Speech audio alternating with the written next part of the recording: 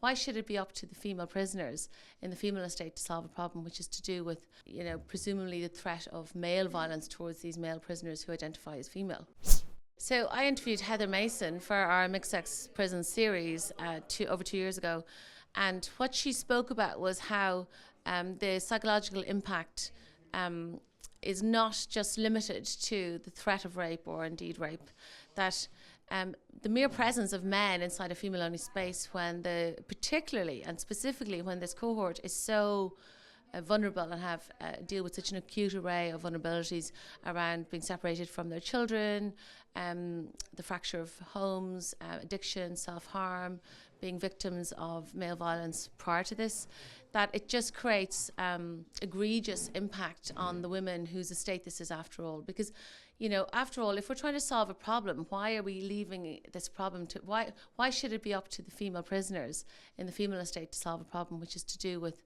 presumably the threat of male violence towards these male prisoners who identify as female? In fact, Paddy O'Gorman, the former RT journalist, has done, and he's done incredible journalism around this.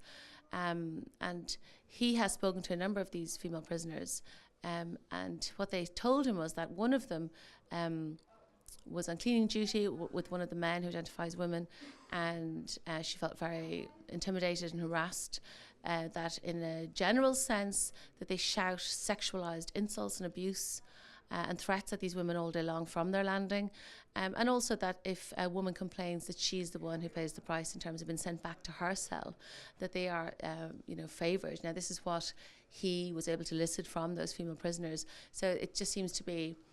a very much a dereliction of the duty of care that the state via the Irish Prison Service owes these women who are in their custody and care. Essentially, what we've done here is, because the Irish Prison Service has to treat these men as if they are women, we're now in this ridiculous situation, which means that the state is facing a triple risk of litigation. And that comes from the men who, after all, are now housed 23 hours out of every 24 in breach of the Medela rules and Bangkok rules and all norms around prison life. But also, female guards are expected to search male bodies because, again, of gender self-ID. And female prisoners are been subjected to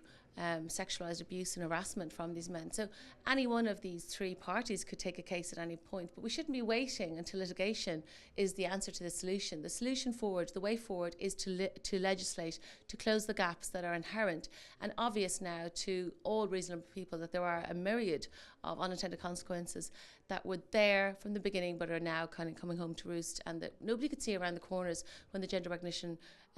Act was first drafted in 2015, but now we know, and one of the most egregious impacts of gender self-ID is certainly felt in prisons.